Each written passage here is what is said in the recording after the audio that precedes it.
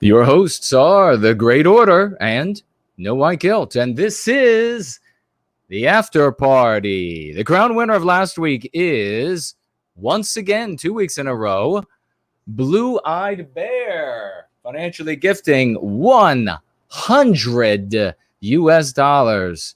Thank you so very much. Congratulations, Blue-Eyed Bear, crown winner 2 weeks in a row. Second place was a tie, $25 each. Dissident Agnostic and Mick Dozer, financially gifted. Thank you so very much to the both of you, and congratulations. Folks, as soon as I have Entropy up, you can financially gift at that platform at a cost of 15% to you. You can also watch the stream over there, and you can vote on questions. You can make them, and you can make statements in the question widget. You may also financially gift on Cash App, which is down in the description below, where you will also find the link for Entropy. Jared and I evenly share the financial gifts with our guests here on the After Party. Today we have Carlisle Cockatoo on with us. Carlisle, please introduce yourself to our esteemed community. Tell them where they can find you if they actually don't have someplace to find you. They just find you here. But go ahead and tell them who you are. Some of them may not know. And then Mr. George will take us into the conversation. Okay, so I am Carlisle, and this is where you can find me. And I am just another member of this wonderful community, and I work in a field where I am around a lot of legislation. So that is what originally brought me to the internet community, is sharing that knowledge. That's where some people might know me from. Exactly. I think most of you probably know Carlisle has been twice on Going Free recently. So we'll use this opportunity for more of the biopic, the story. So where did it all begin for you? Start us in, I guess we'll start with preschool. Wherever you want to begin. Well, see, that's the interesting thing, Jared, because Carlisle was homeschooled. And yes, I remember talking about that in the chat actually a few months ago with you. Yes. Carlisle. So this is going to be very interesting because we have learned that everybody who is homeschooled is troglodytic, and they can't communicate with the world, and they usually break out into fits of zombie-like flesh-eating mania. And you just can't trust anybody who's been homeschooled. So I have my gear on. I'll be getting my gear on. I have it here for, when you train attack dogs and you have that big suit. I have that. I'm going to be putting that on just in case we have an episode out of this former homeschooled individual. But it's going to be an interesting thing because so many of us go through of course, the public and private schools, and the vast majority. And we receive the Antiwhiteism there, and there's very little in the way of encouragement to feel proud about our people, any pride whatsoever. So this is going to be a little bit of a different perspective for folks. And folks, as Mr. George points out astutely, when we have somebody on tap for the first time, we like to delve into who they are, how they became who they are. And that's essentially what we're doing with Carlisle today as well. But as we say, it's going to be different than what most of us have gone through. I guess we all have a bit of obviously a unique story. But this is going to be very interesting because this is from a homeschooled person who did not have parents who were trying to ram anti-white syringes into her flesh and eyeballs 24/7. So it's going to be interesting to hear how it sort of unfolds. So looking back, I mean, just on the heels of what Jared George was just saying, Carlisle, just how did this begin for you? Maybe looking back, when do you notice a time when you think, okay, that's when I began noticing anti-white ideology as a child, or just start like in an anodyne way when you were really quite young? What was what was your schooling like for you when you were really quite young? And that would be interesting because so many of us went to public and private schooling. So please. Well, it's interesting because when you homeschool, you don't like I don't remember like a start of learning. I mean, I was always homeschooling, like from as little as I can remember. Being I was always learning, and my parents were always working with me. When I was very, very little, my father was in medical school, and he would actually sit me down. I was probably 2 and 3, and he would be doing his flashcards, his anatomy flashcards, and he would have me repeat them after him, and then we would put them in the pile together. And I remember that. So from the time I was really, really little, I was always being worked with and always learning. We did not have TV in my house, and we were not allowed to watch movies. So screen time was very, very limited. It was basically computer time as I got older, but computer time to do actual like schooling work. There was never any social media or anything of that nature. So we spent a lot of time outdoors. I did a lot of camping and hiking when I was little. I was an ice skater for a while, so I really had a lot of opportunities to be physically active, and just it was a wonderful environment. But as I said, I don't remember, like, there was no first day of school, there was no last day of school, there was no summer break, because we learned every day. We worked and we learned because that was like our job. So I apologize. The dog just pushed the door open. I'm sorry. For a second, I thought that was the Cockatoo. So what about interaction with other kids then? Other kids your age? Was there anyone in the area that was homeschooling that you went and got together with? Your parents would get you together? Yes. So we were part of a church. My uncle was a preacher, so we were part of his church, and there was a large homeschooling group in his church, and we would do field trips, and we would do like trips to the playgrounds, and just all kinds of things together. They would get the kids together and try to kind of separate them by age and that kind of thing, and they would take us all to the zoo or museums or what have you. So there was always a lot of socialization, but it was controlled socialization so that my parents knew who I was with and what I was doing. Well, that's really, of course there would be. I mean, in what case are people like isolated out in the middle of nowhere? And then even if that were the situation, the children are still receiving the socialization from the two adults who are their parents. And they're not having the opportunity to learn to be pushed around by bullies. And we've talked about that before. So of course there would be a socialization. And I really thought it was, and this is something that it's a great question that Mr. George asked, because this is one of these baseless claims that folks make about homeschooled children, is that, they're just, and that was what I was joking about earlier, like they're like raving lunatics because they didn't go to school and get spat on and beat up and gum put in their hair and bullies just rake them over the coals. They didn't get that. They didn't have some harridan of a teacher billowing at them from the front of the room who had self-selected to be an educator because she was so anti-white.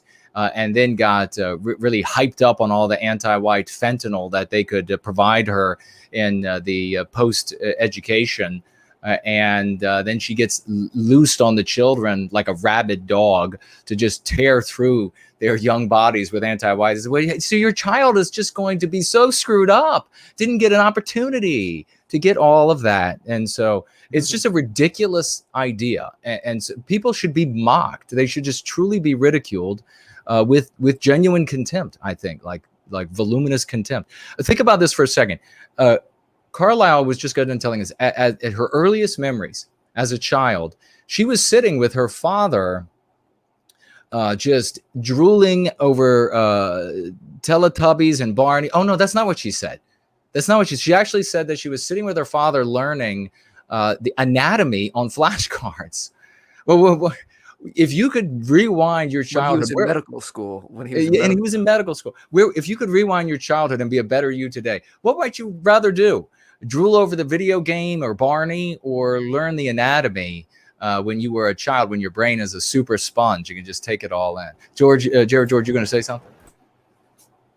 No. I just, it was an extra comment. Oh yeah. Well, what a difference it is that that already from her earliest memories. I mean, we all have of our education, our earliest memories, and I think you probably share them in the chat, folks. I bet you have some hilarious ones that aren't quite the same as learning the anatomy from medical school.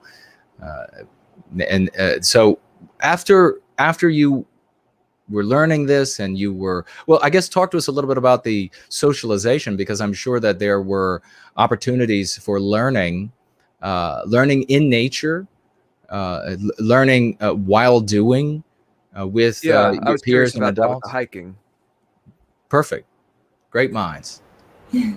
There were a lot of opportunities for learning in group settings, and also with the learning in the nature and hiking. That's interesting that you bring that up, because that kind of falls under the umbrella of, there's something called child-centered homeschooling, and that's where the parents figure out what the child is interested in, and then they relate what they learn to their interest. And it's not really about catering to the child per se, but it's about just incorporating, okay, so what interests this child, and how can we bring the material that this child must learn to be successful in life, how can we bring that to a place where they are interested in the subject matter? Whereas in school, you're just given text, and that's, that is what it is. Like, that's what you're expected to learn, and it really doesn't matter if you're interested in it or not. They don't care. Right. It's funny you said that. Now, both of you have been reading my mind, because when Jason talked about learning outside, I was on the similar thread with asking you. You mentioned your parents went outdoors a lot, took you hiking, and I was interested how they incorporated like learning into that. If it's always like, it kind of sounds like school was never done, but it didn't feel like school. And then same kind of thing. I don't know if it's better to answer one each separately, or if they kind of interrelate all into one answer.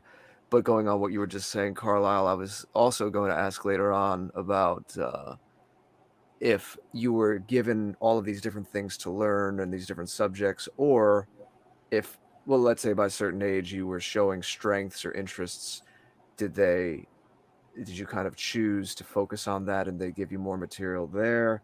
Or was it like school where you, even when you were like getting well into your teenage years, they still had you trying your hand at certain things, even if you didn't really like them or have a strength with them? Well, so it was interesting, because when I was little, it was actually determined that I had an issue with. At first, they thought it was a vision issue, but it turns out that I'm actually dyslexic. And so reading was really challenging for me.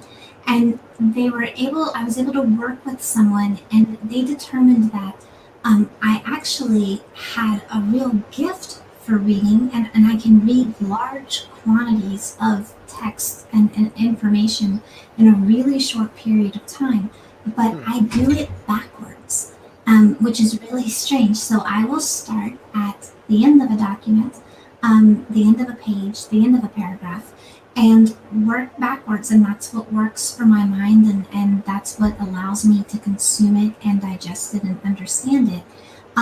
And so it's interesting, because then they were able to tailor that to what I was doing, and allow me that opportunity to learn the way I could learn. Whereas in school, they're more likely to insist, no, you start at the beginning of the book, and you read it that way. You can't start at the end and work your way backwards. So that was a real gift, because if not, I would have been actually considered learning disabled. Right. But I graduated high school at 15. Like I turned 15 2 months before I graduated, and then started college. Before I finished, and then started college right before I turned 16. So I actually was gifted in some ways, and that would have never been discovered and never been allowed to show through if I had been in a public school, or even a private school would not have made allowances for that. Do you still read from the end to this day? Yes, sir, I do. So even a sequential story or a novel? I do, but a lot of times I will read it, and then I will read it the way it was intended to be read. So I'll read it the way that I know how to read it, and then I will start at the beginning and read it the way the author intended it to be read. And a lot of times that is really easy for me. I mean, I don't want to sound like I'm being braggy or anything, but we want to hear. I can literally read hundreds of pages in an hour, which is why I'm so good at my job, because I will read huge documents, 1,300 page documents, and I can do so in a very short amount of time. So that's why I can read like that, and I have that luxury to then read it the way I know how to do it, and kind of get the broad outline of the story, and then go through it and try to digest it the way the author intended me to read it. That is fascinating, and it reminds me how there's a wider range of ways people learn and process information than we're given in schooling, the narrow scope in traditional schooling. And it's so interesting to hear, and it makes you think about the possibilities in the future of when we're a little more balanced about these things, and live again in a society that's more balanced about these things, how a wiser society that cares about its children and everyone, and its adults too, would take that into consideration. It's almost like we have an inverse of that right now, where under the umbrella of so-called open-mindedness and inclusiveness, it's almost like pathologies are being encouraged and brought about as if they're the normative thing. What you're talking about is something that might not be the norm, but it's still obviously has a tremendous strength to it. And there must be a reason, there are people with minds like yours that fit into the way the rest of us do things. Have you ever looked into like the history of this? Has it been, I'm just wondering, it's a bit of a sidebar, but just to pique my own curiosity for a minute, because you have this, I don't know if you've ever looked into it this deeply, where there's documentation, say hundreds of years ago, where they discovered someone, I don't know if it was like a monk copying the Bible or something, but do you know in the history, just in the historic record, do we have stories or evidence of people whose minds worked that way and who read that way and were able to process all that information but read backwards? Do you know? There are people that definitely dyslexics who read that way and process that way. The difference is with me is that for some reason I can do it really quickly. And the person that my parents hired to work with me had never seen, and she had worked with a lot of special kids and a lot of gifted kids, and had never come across someone who read the way I did, but read with such speed and was actually able to comprehend it. I am sure I'm not the only one with this kind of brain. There's got to be others, but I don't know who they are. And any information about in history, like if this was recorded like long time ago, there's like a class of people that had this gift? No, sir. I've never heard of like others like me. I don't know where my tribe is. Well, in general, it's here. in terms of that smaller tribe within a tribe. Well, we're glad that you're using your gifts this way. And kind of going on what Jason was speaking about or asking about a few moments ago, and I was curious about as well. Um, I've read a little about, and I think this has come up with other people who homeschool, like Sarah Dye. Jason, I think I mentioned this to her. I remember reading a book that speaks about in the German-speaking countries to this day right now, there is a type of schooling that's very much more focused on experiential learning. So instead of reading about certain trees and plants, they go out and they actually, when they do the lesson about that tree or that shrub, they actually around it and they're touching it. Mhm. How much of your education from your parents was, even though in a home setting, it was still generally what we would think of as schooling with reading other texts or online, books or screens, and how much of it was more experiential with you kind of making things or going out and learning about things, like having that tactile experience? Yeah, I would say more of it was more of like a tactile learning experience. I am a more tactile learner. I'm a visual learner. This is another thing about me. So when I hear things, when I hear people say things, I think in pictures, and I think in pictures when I read things too, and so much so that when I was very little, I used to say to people when they would say something that I really liked the visual image of, I would say to them, I want to see that again, because I wanted them to say it again so I could hear it, so I could picture the visual in my mind. Fascinating. So, yeah, so I because they realized I was a very tactile and very visual learner, a lot of it was very much practical and hands-on, and because I was raised in a family that has very uh, strong held beliefs in traditional values. I was taught from a very young age about cooking and cleaning and that kind of thing. So, like, I learned fractions by baking with my grandmother, and I learned, a lot of addition and so forth by actually adding up grocery store lists. Like, my mother would give me a list of items on the page, and then I would have to go through the newspaper clippings and figure out which store had that item for less, for the least expensive price. And like very practical things though, like skills, actual life skills that I still use today, as opposed to just reading it out of a textbook.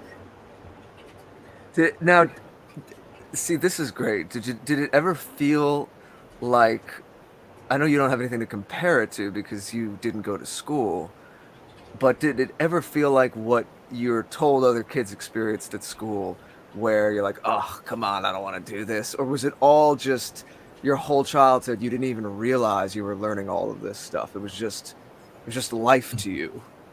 There were probably, as I got older and some of the material got more technical, I remember being probably 13 or 14 and doing chemistry and not appreciating it. Not a chemist, Me not a neither. biologist.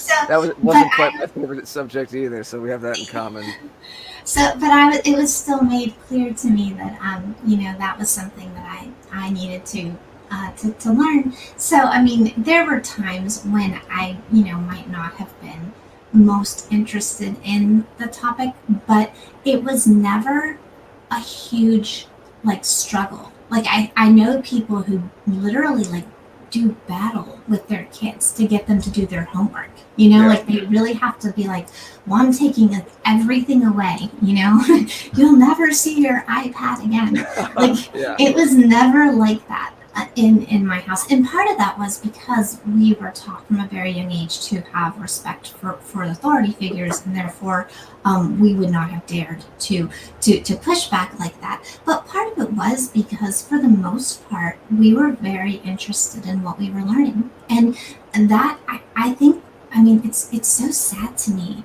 that children are poisoned from the time they're very young. They have this negative aspect about learning. Like the little boy that used to live behind me, he used to come to my house and hang out with me, and he would say, while he would watch me paint my fence, he would be like, I'd be like, so how's school? And he'd be like, I hate it. And it was like every day, it was like nothing interesting happened. He hated it. He was, he was bored. And I just, my heart broke for him because he was like 7 and 8 years old. Mhm. And that is so young to poison a child against something as powerful as learning. Yeah, I mean, it's not my area of expertise, but again, I've read things or had conversations with other people, and it's exactly what you said. Sometimes kids, you're like forcing them to learn about something that they're really not skilled at, and I don't really know, technically what the balance point is there, because I think when kids are young, of course, they should be exposed to a lot, and even if they don't take naturally to something, obviously you should still get a certain part of the brain working.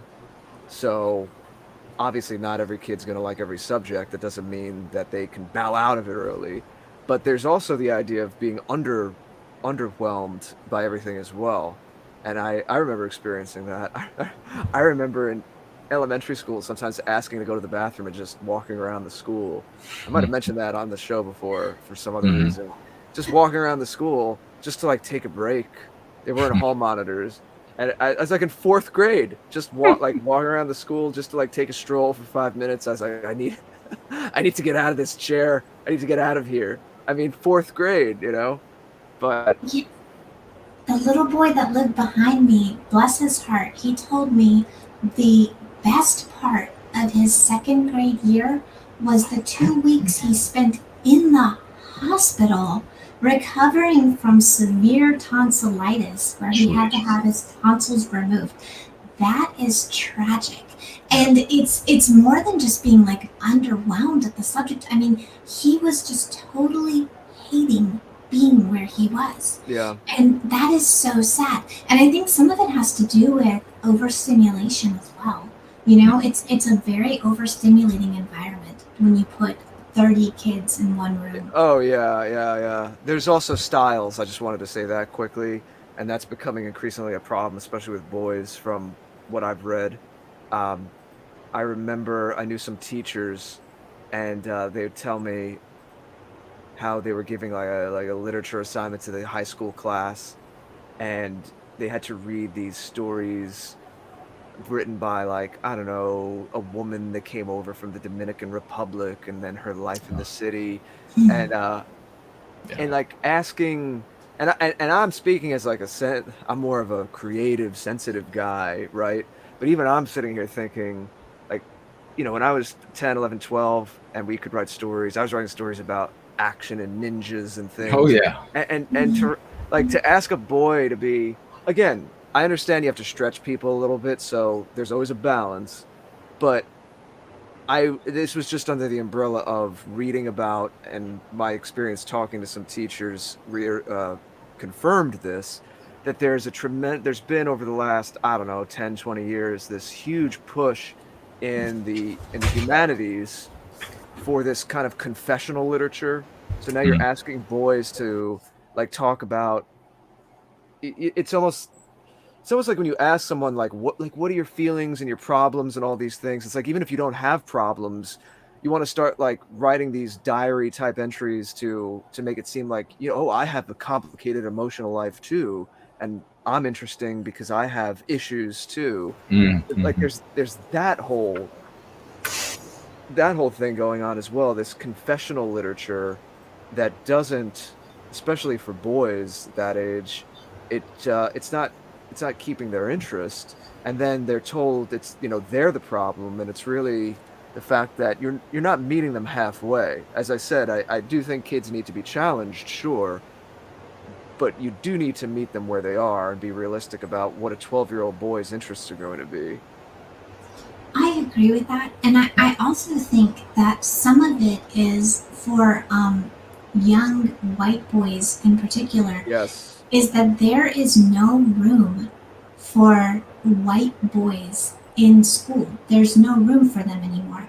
They are told that they simply don't belong in every way possible. They're told they don't belong, and they're told girls do it better. Girls are girls can do Yep. it all. Girls are always picked first to answer questions. Girls are always congratulated and given really high grades for work that might or might not be well deserved for those grades, but they're given those grades anyway. Whereas little white boys have to work really, really hard and are held to much higher standards than anyone else. Yeah, that's the direction I was indicating too. With, I forget the name of this author, but this woman from the Caribbean, who I remember a teacher I knew was telling me about this assignment. There's that kind of thing. It's like not only that, but it's not even from their culture. There's nothing. They don't see themselves there. There's no heroism, but it's all in the name of fairness. But it's not fair to them. So we're already. This is really interesting, and I'm glad, Carlisle, you've told us about this. Jason and I, as mentioned, we've spoken to a few homeschoolers, but I don't know if we've gone this in depth before with someone on the other end of it who had been homeschooled. So I want to get a little more into the transition out of it, and then in the latter part, we could talk more about your awareness of what's going on to our people and getting to white well-being. But I guess it's just a transition of this. I'm really curious to hear, when you got out into the world more, especially when you went to college, what the shock and the adjustment must have been like, and what you noticed about the vast majority of your peers who had been through the regular public education system. That was, as you can imagine, a totally shocking experience from someone who had never dated, never never had social media. There was just a litany of things that I had never. Did any adult prepare you? Like, look, just so you know, 99% of people did not have your upbringing, and you're gonna find some things that are odd. Did you kind of know going in? We did talk about that in my family, and we and it was made very clear that there were expectations even outside of the house. Like the expectation is that you will take what you learned and it will be with you no matter where you go or what situation that you find yourself in. You will apply the same principles.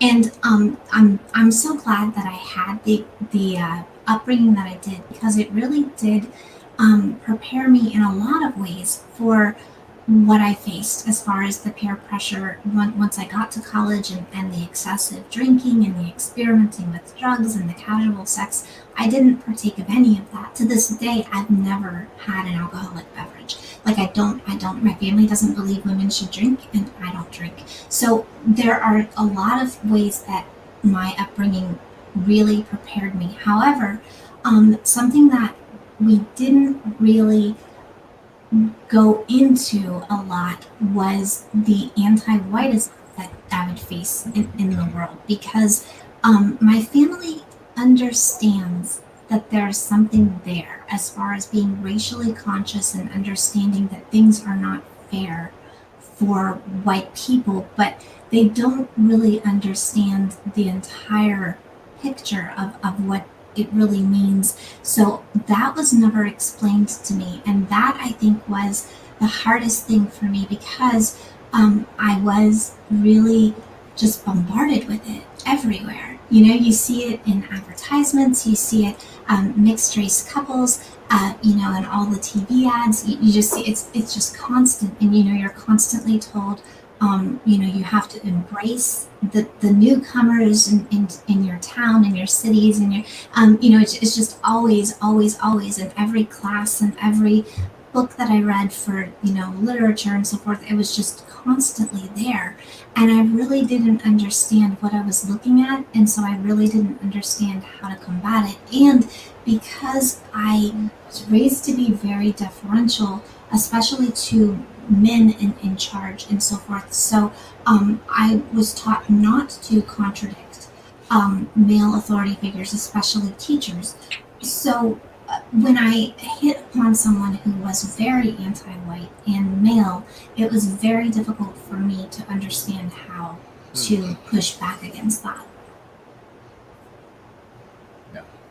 Yeah, did you, without giving away too much information, did you get that kind of thing at college? Were you getting that in from your professors? Yes, sir. So I actually had a philosophy professor that in my freshman year who was very, very anti-white, and I didn't understand what it was at that time. But after now looking back on it, I can see what the issue was because I wasn't making good grades in his class, but it was because I was writing papers honestly. So I was writing papers from the perspective of, hey, maybe mass migration is not the best thing for everyone. And I was actually, and I was putting those kinds of things in the papers I was turning in. As you can imagine, that was not a popular opinion.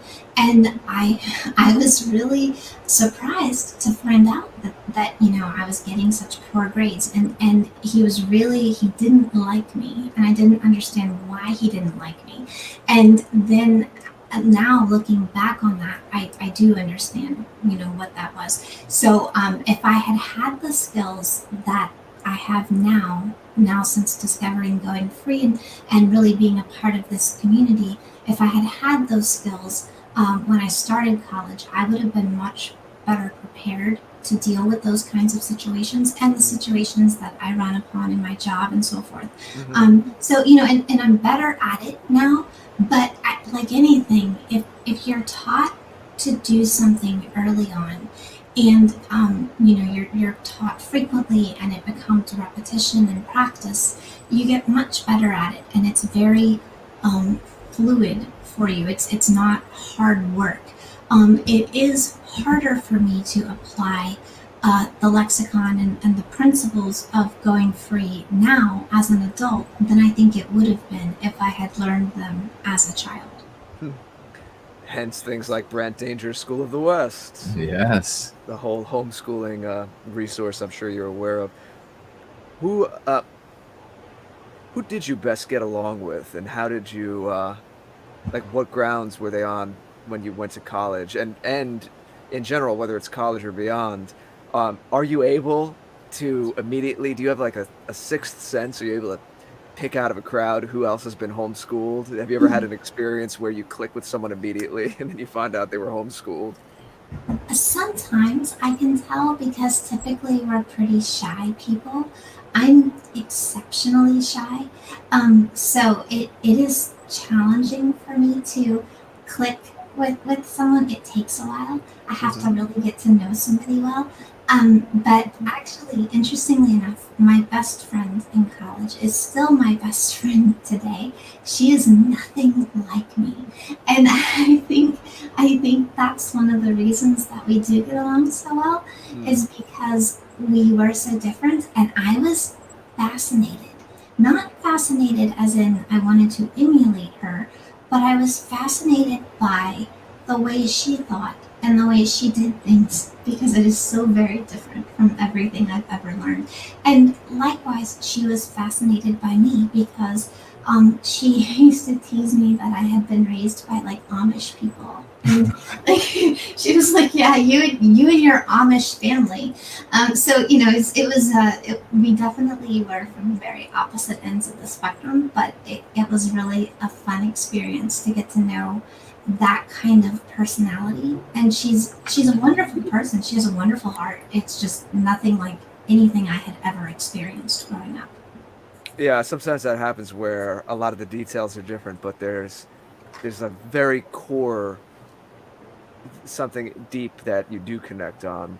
I'm sure there's something you share. Like you said, she has a good heart. I'm sure that has to be something deeper that you're very similar on, even though you have different experiences and were raised differently. What beyond college, like what were some of the things going on in the world that further reiterated that, even though we're told the opposite, that there is this anti-white narrative that we live under, and most people, like water to a fish, just acquiesce and go along with it? Like what made you start to realize that and then break out of it? Well, first it was my job because it deals a lot with, as I mentioned before, legislation and politics. And obviously, the anti-white narrative is very strong in both of those venues. But more personally, it really hit home for me when I was in a car accident. Um, Several years ago at this point. Well, it was 2016, so it was quite some time ago. But it was a pretty nasty car accident, and the individual who hit the car that I was in, we were stopped at a red light, and they hit the car that I was sitting in. They hit us from behind, and I was in the back seat. It was a really nasty accident because we were stopped and they did not stop at all, and I was pretty badly injured. And the individual who hit us was not a legal citizen. And I'm trying to be very careful by how I'm classifying people and so forth. But this individual did not have legal citizenship in the US. And they had been evading the trip back home that they were supposed to have taken several years prior. They had been evading that for quite some time. However, when the police showed up to the scene of the accident, this individual was allowed to have someone come and pick him up from the scene of the accident. He was not asked, once they found out he did not have a license, he was honest, he said he didn't have one, they allowed him to leave.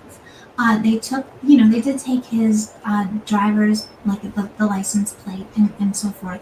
And they gave that all to me for the insurance purposes. But as it turns out, it wasn't his vehicle. So there was nothing tying him to it. It was a family members, like, well removed from him. Nobody, and of course, nobody knew where he was. Nobody could find him. So he could not be held accountable for all the damage that he had caused.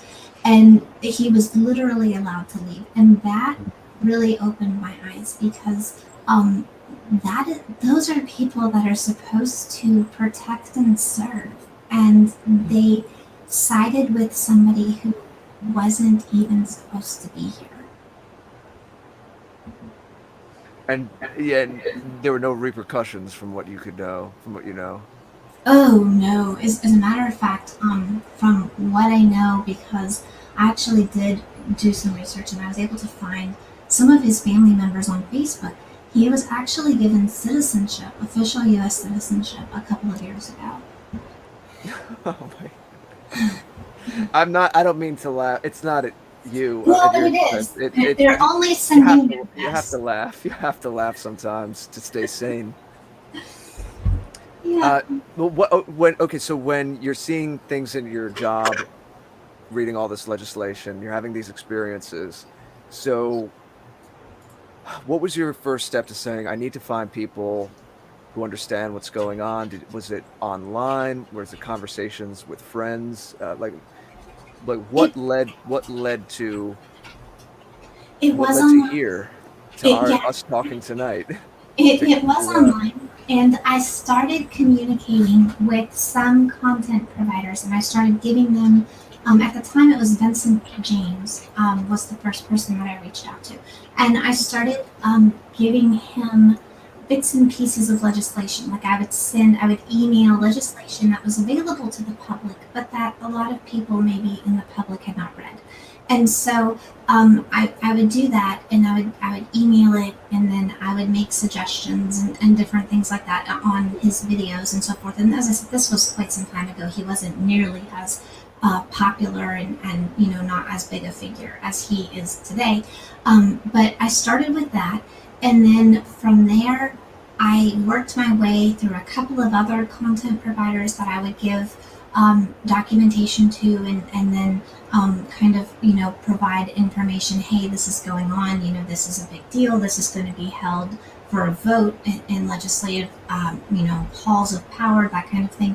And I did that for a couple of years, and then I met Poseidon, and then from there, I was introduced to this community through Poseidon. Well, very nice. Here we are. We're glad that you're here. As we're saying in the chat, everyone, make sure you get your questions in. We'll be on a little while longer. I was very fascinated by the whole homeschooling thing. I don't know if anyone has questions about that. We often have young families or people who are aspiring to have their own families want us to do shows that focus on homeschooling. So a little more than half the show today did. So that's great. As I said, we've heard from homeschooling moms, but it's really fascinating to hear what you're telling us about being on the other side of it. When you were I mean, I know there's the general, like we said, the anti-white professors and the lifestyle of things being a lot more loose, and people engaging in behaviors that are really, they're told they're being free and experimental, but oftentimes just do a lot of damage, like more damage than kids are told. And it's people act like, oh, that's just normal, that's what just kids do in college. But I don't know, I don't think that's good enough at this point. I think we have enough.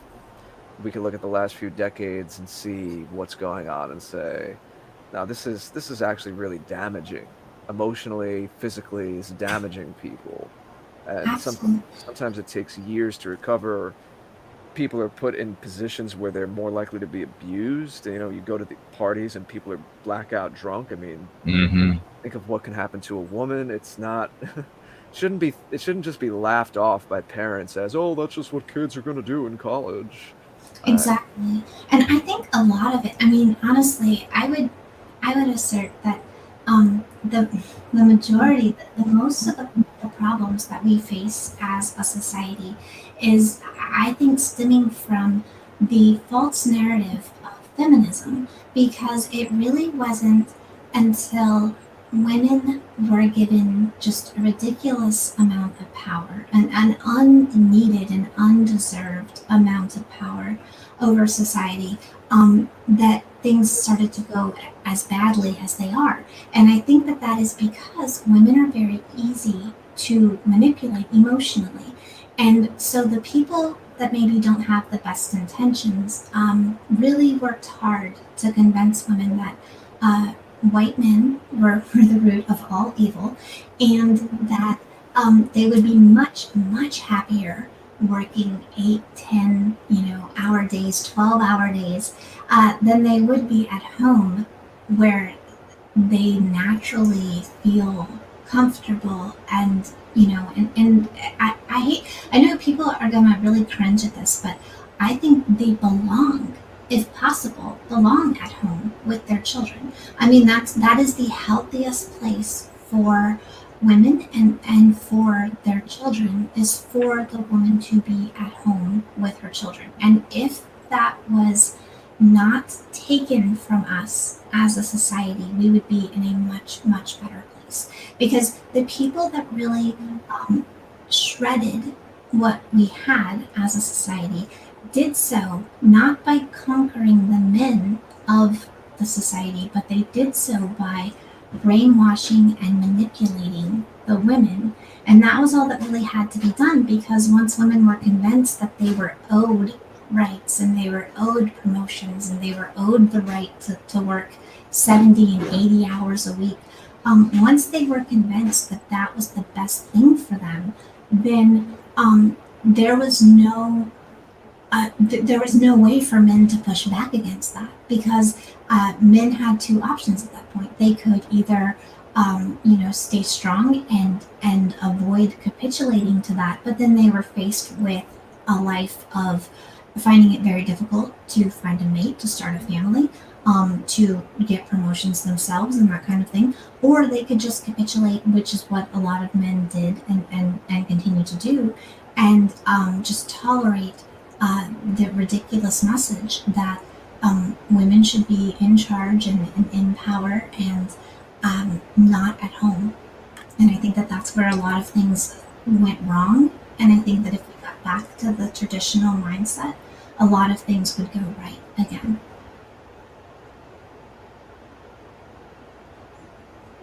Yeah, it's this unity, this encouragement. Feminism, of course, is an anti-white, it's a subset of anti-whiteism. and it works like an absolute insidious poison. I don't know, which it delivered as a nostrum, I guess, or a panacea, and it's just taken right up, and manipulators of the public mind have bragged about their ability to, in book after book of sociology, have bragged about their ability to manipulate society, and in particular the many of the women in society. Of course, we know that the women who are in the white sympathetic sphere, and specifically those who are white positive, are not like the rest of many of the women across society who end up with these ideas that are so massively destructive to the starting off with how colossally destructive they are to themselves. These ideas that they've imbibed now from their earliest days, and Carlisle was talking about it earlier. Everyone has experienced it, and anybody saying the contrary is obviously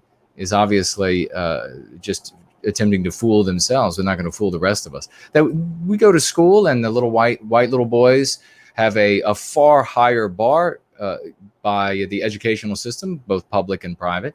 And little girls from day one and it's been white little girls included.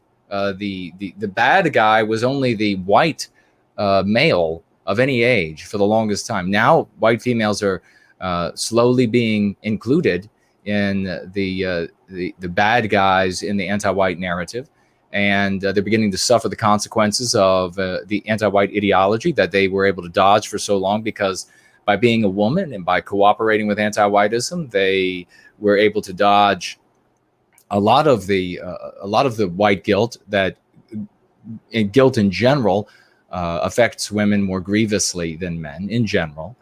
Of course, check with CNN.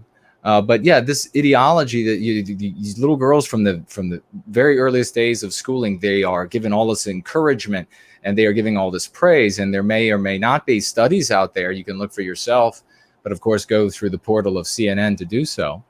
But you can look for yourself about studies that teachers were given in these studies, papers to grade, and when they knew that the paper was from a little girl, they graded it better than when they received the exact same paper that they believed was from a little boy. And that, if that happened, you go look for yourself to see if those studies were done. Very revealing. And that, of course, is baked into the education of teachers. It's baked into societal education that jumps when a woman is upset, and they do whatever they have to do to make sure she's no longer upset.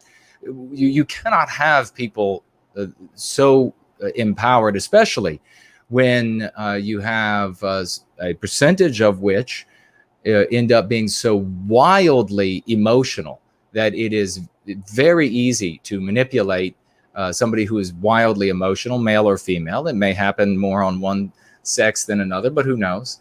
It's very easy to manipulate somebody who is wildly emotional. And then these people, if they're female, they go out in society and they get upset, and everybody jumps to make everything okay for them. Well, that doesn't happen for guys. Everybody, certainly not white guys. So yeah, it begins with this ideology teaching these ladies that they're going to find fulfillment, particularly targeting white women. Non-white women are who also are, we could say, abused by the ideology. They're collateral damage. It's really targeting white women. And you don't see this spread throughout these other communities around the world. It's targeting white women, and they're told that they're going to have so much more fulfillment, so much more of a better life if they live the way stereotypically a man is supposed to live. And if they go after, they have the same sort of objectives, the same goals as a man is supposed to have, they're going to be so much more fulfilled. And we have the carnage as wide as the Pacific at this point of women who are in their 30s, 40s, 50s, 60s, who went this direction. They end up serving someone other than a husband, and other than making a family, serving a boss somewhere so the boss can have another trip on the yacht while she works her life away in some cubicle or at some lathe or whatever it might be, the job that she's doing, not making a family. And then what ends up happening, of course, with all of this, and we talk about this plenty of times, and we're up at the 9 o'clock in Washington, D.C., ladies and gentlemen. So we got about 15 more minutes. If you have any questions or comments for Carlisle or Mr. George or myself, any financial gifts, get them in now, and I'll be getting to them in just a moment. In the same time that these little girls go to school and the little boys are being graded, white little boys at least, are being graded harshly and treated poorly by education. And if little girls are lauded to the heavens as special in every way. And of course, we all know that if there's someone special, then that means there's someone who isn't special. So that's what you're teaching the white little boys, that they're not special and that she can do anything there is in the world she wants to do. And if she can't get there, if something gets in her way, well, it's because white males did it, just as Carlisle was saying. They have somehow kept her back. And so she goes out into the world thinking she deserves she deserves the six-figure job for herself. She deserves this mighty career. She deserves to travel the world. And of course, she doesn't know, in the midst of all this, why she still feels empty inside it. Irrespective of all the sex partners she's having, she's still chasing something, irrespective of the salary she gets or the power she wields, and the bitter control and the more bitter and ugly her face becomes as she tries to wield something that perhaps genetically she's not intended to wield as an individual. And then she's thinking at the same time she deserves the prettiest faced guy alive. He's got to be a 10 on the pretty face scale. And then when a handful of those guys, or maybe a rung or two down, go through her, use her, abuse her, and move on, because with every woman throwing smiles their way, they're just going to be doing that. She then ends up hating males, and she ends up later in life trying to scramble, a great many of them, trying to scramble to carve out a child or so out of this ruined life that she has led. And the blame, of course, as an adult, she deserves blame. But there is also the blame of the anti-whites who infected her with anti-whiteism. So we don't overlook all of the guilty parties in that. And we definitely don't overlook the fact that an adult with agency made a decision to go this direction and then made a decision to continue heading that direction with a decade or two or three of life. And that is the ideology that we were talking about earlier, a subset of anti-whiteism, and it ends up wrecking first the young lady, and then the family that she never was the happy, harmonious family that she could have produced. Gone, no chance. That means the guy that would have had that family with her, no family there for him. That means the race of people, Western kind, that would have had that family as a bulwark of that entire people, gone, never existed. And it all began with teaching this little girl as she showed up to school that she was so very special and could do anything in the world. And the thing she had to do was be some sort of a proto-male of some type, so some sort of a simulacrum of a male, and live that life, despite the fact that, as I say, we have carnage as wide as the Pacific to show that is not, for most women, not all women, not the optimal path to go. Now, not every woman is going to end up having children or want children or be a good mother, and so she shouldn't have children. And there are going to be women who are going to be better at music, producing music, and there are going to be some who are going to be great at producing music and having wonderful families. There's the whole spectrum, but we need ordinary, and that means superior, that means superb, that means ideal families where there is a mother who nurtures and cares, and a father who nurtures and cares. And it is in that form or similar to that form that has come down to us throughout history as working. That's why it came down to us, because it works. And we can review things as they're passed down to us, and new generations should do that. But you don't discard what has been working for millennia because some slick, unctuous, anti-white SOB has come along and sold you a bill of goods on, well, what has worked for millennia is not what will work for you. What will make you really happy, honey, is get on your back for every guy you meet. Doesn't those women? Every person knows a woman like that, and their lives are miserable. Their lives are always in shambles. There's flames everywhere. It's like aliens and flying saucers and flames and flying cows. That's their lives. I mean, it's just bizarre, and there's never any equanimity. They never have peace. And then guess what ends up happening in their dotage? They are alone. They are miserable. They want death. They wish for death.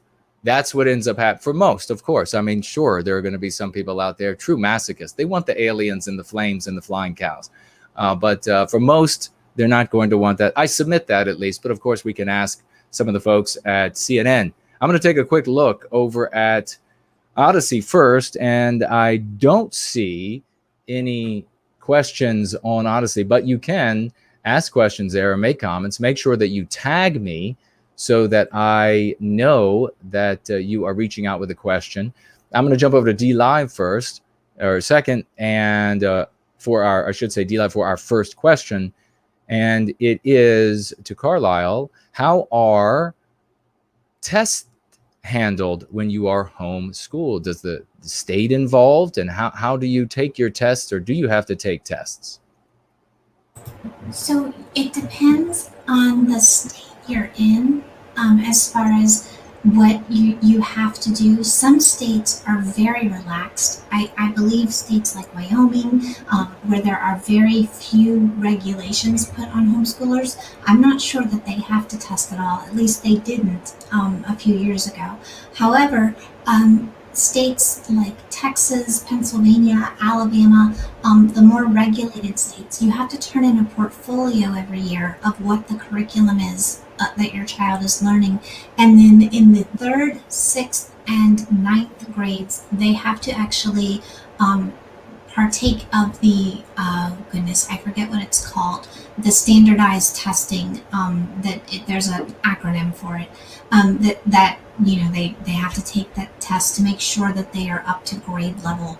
I don't think that's ever really a problem for most homeschoolers to prove that their child is up to grade level, but it is expected. And then when you start to look into college, they will want ACT or SAT testing done. But all of that can be done at testing centers as a homeschooled student. And you know, so like some people will say, oh, well, if you homeschool, you can never go to college. That's not true at all. And just to tack onto that question, do colleges, I mean, if you have your SATs, you've taken these, you've done well enough to get into the university, do they care that you have been homeschooled, or are they just looking at those scores generally?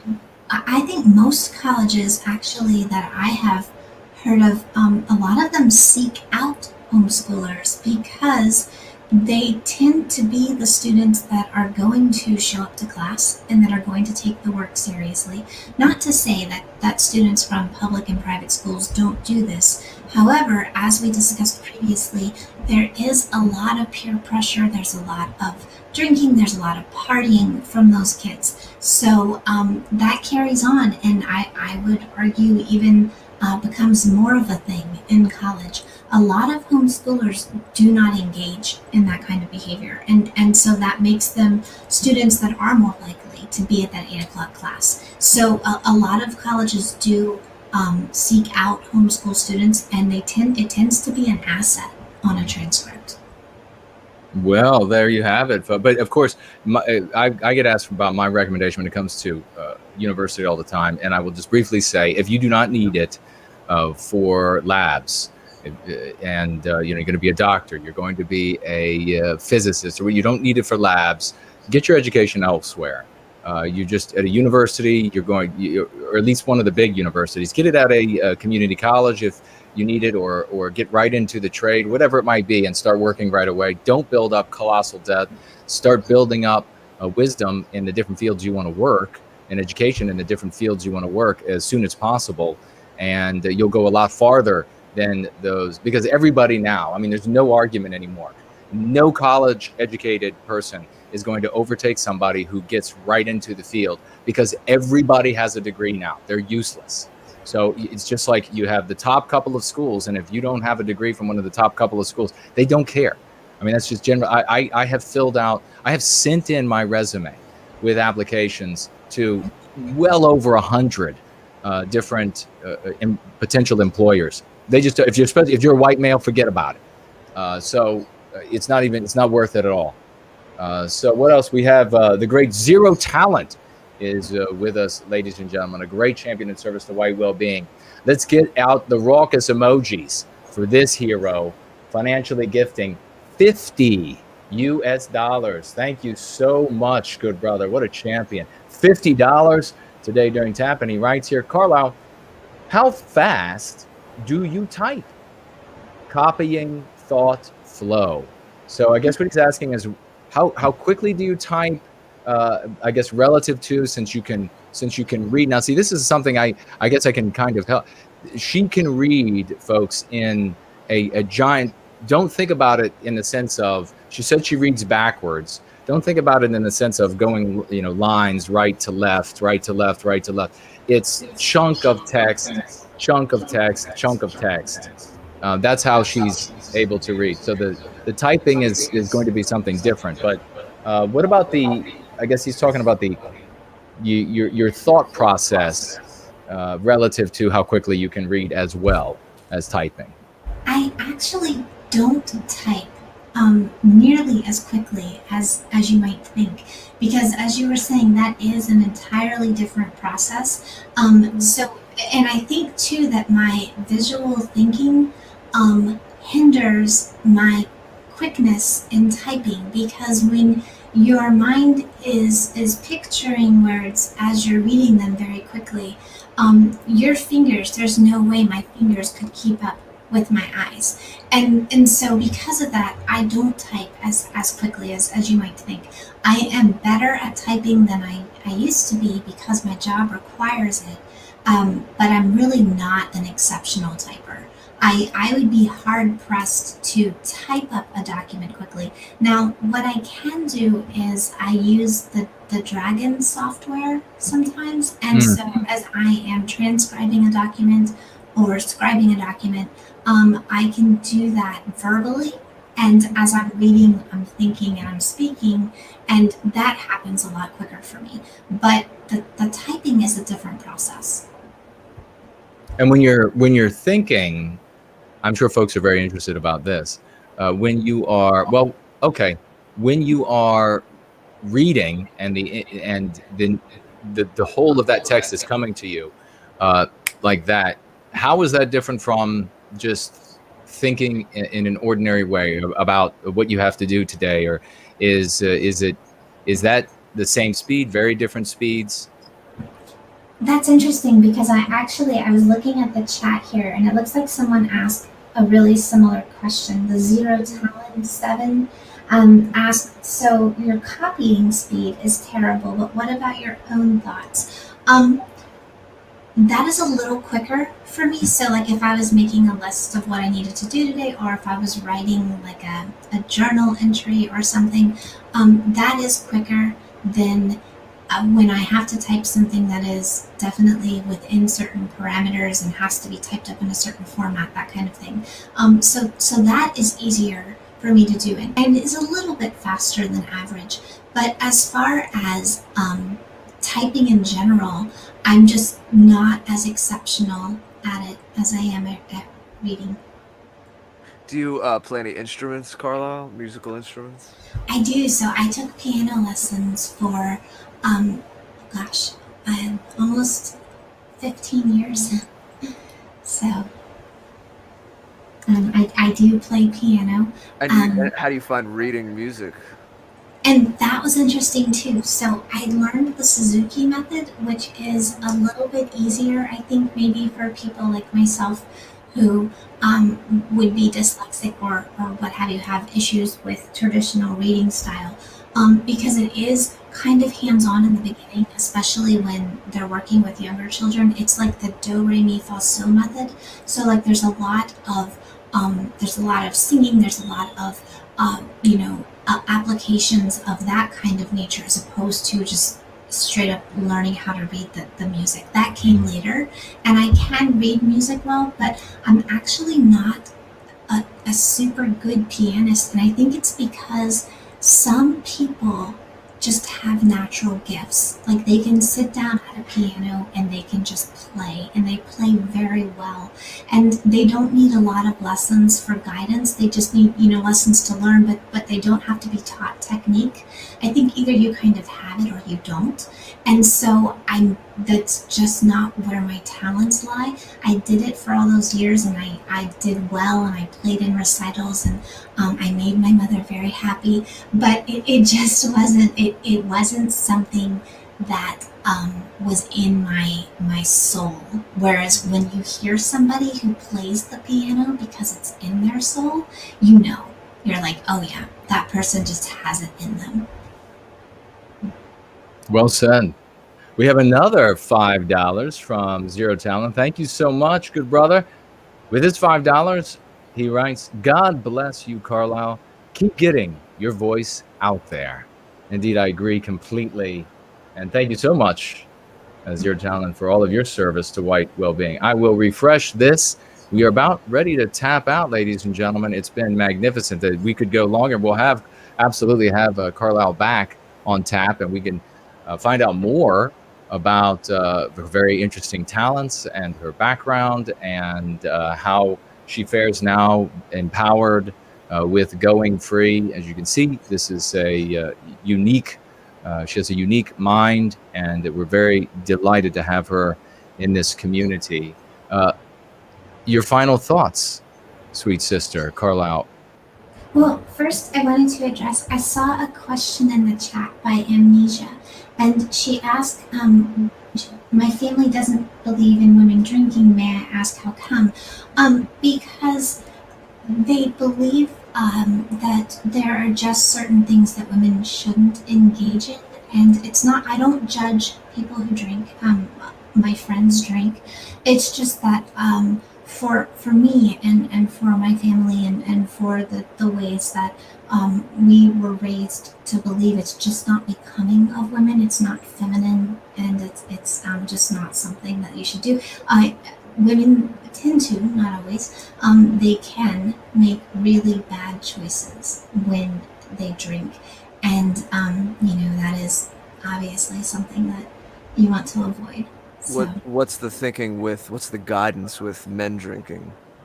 Not in excess, but I mean, I have male family members that do drink, but not not excessively, not drunk, but having a beer or what have you is more of, I would say, kind of a social thing for men.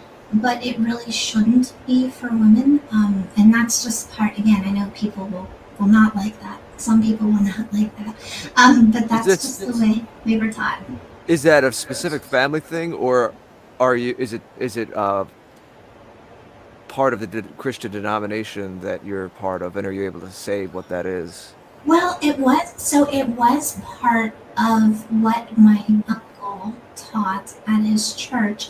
But it was more something that I just was taught in my family unit and in my extended family, was that it was just very unbecoming for women to drink. And often, I mean, women don't hold their alcohol as well as men do. They tend to sometimes get sick from it, or that kind of thing. And obviously that's not very becoming, and it's not very feminine. There's nothing feminine about like puking all over yourself. Nothing manly about it either, but I agree with you. Yeah, I mean, we definitely, these were in the West. I mean, we definitely had norms that made that were advice to young women that, hey, this makes you more attractive, your behavior, your mindset to potential mates, to a good mate, to a good guy, and there are things that make you far less attractive, like using a beer bong. I mean, you're not going to attract a good guy if you are shotgunning a beer. If you're a lady, you're going to get a loser. That's just the reality. If any guy looks at a woman and says, "Oh, she could really shotgun that beer," you're talking about a guy there with probably about an 85 IQ. Thankfully, Yiz mentioned just now in the live chat before we tapped out about entropy, and I had to go into the background because entropy was not pulling up all the information, so I had to go on the other side.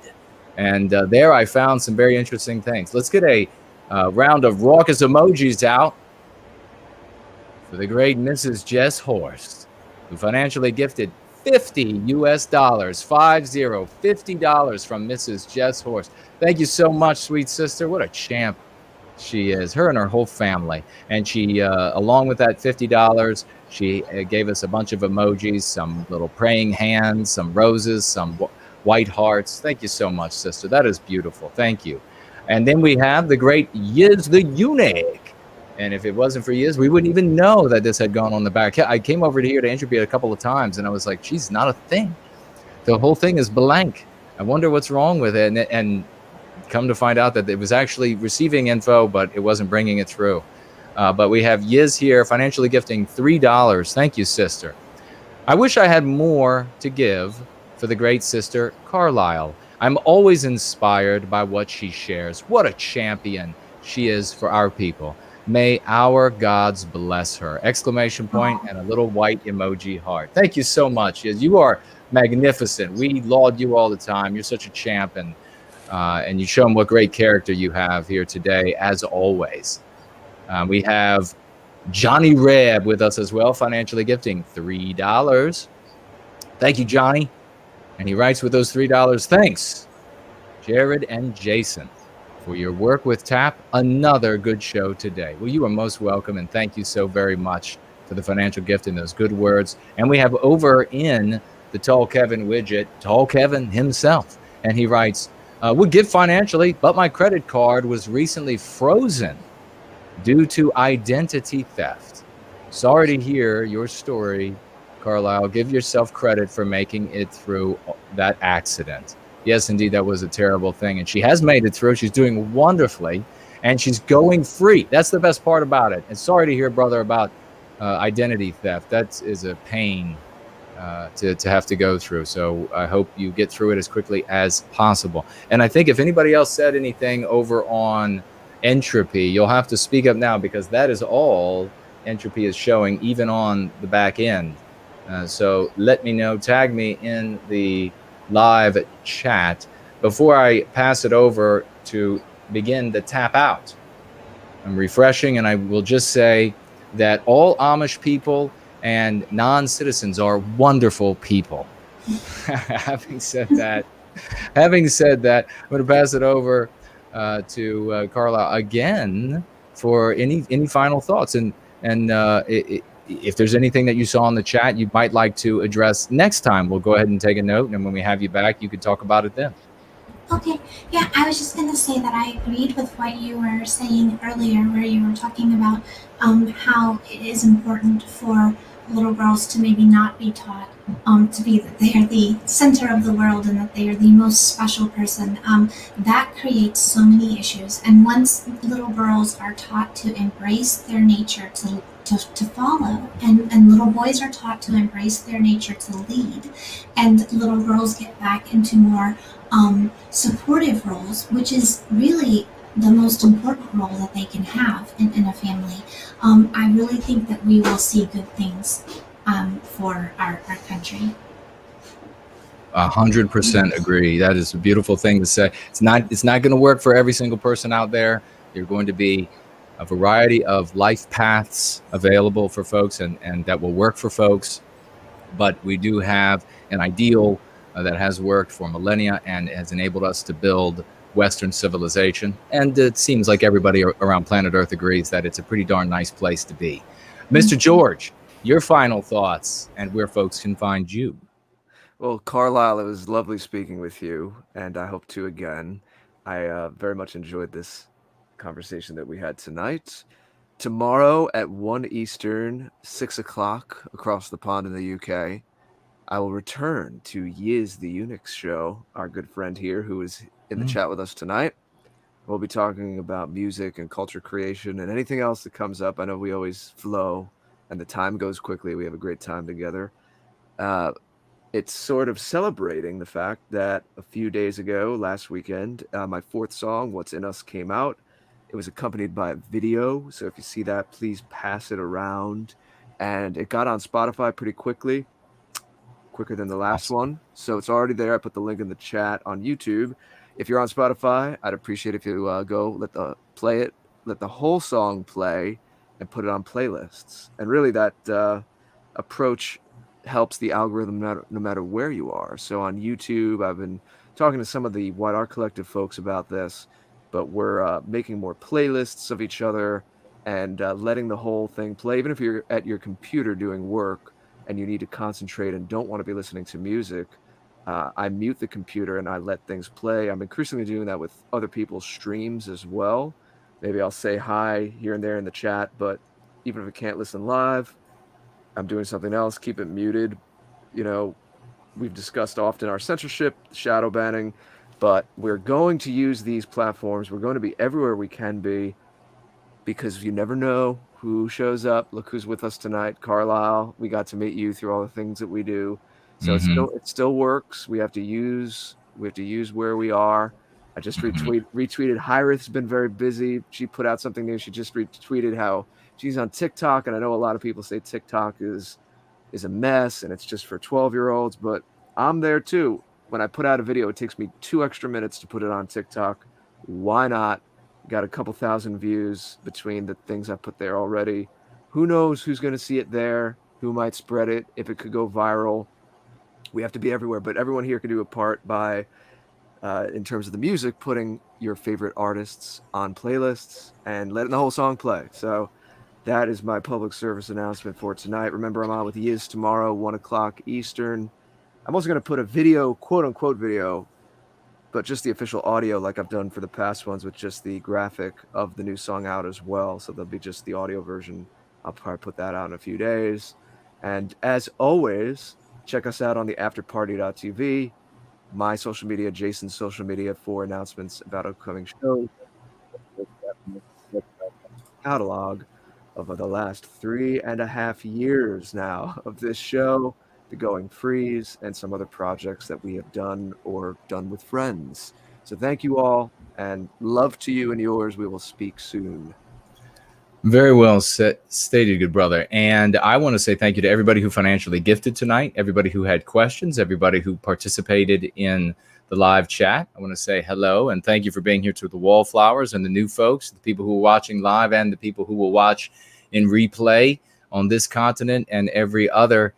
We are doing a glorious thing here. These are true champions.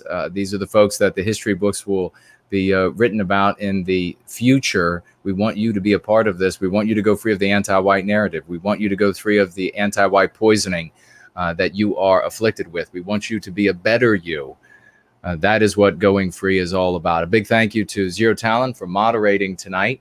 And once again, a big thank you to our great guest here, Carlisle. And we're definitely going to be having her back in the future as well. And we will end on McDozer's financial gift. Let's get a big round of raucous emojis in the final moments as we're tapping out to McDozer, who financially gifted $25.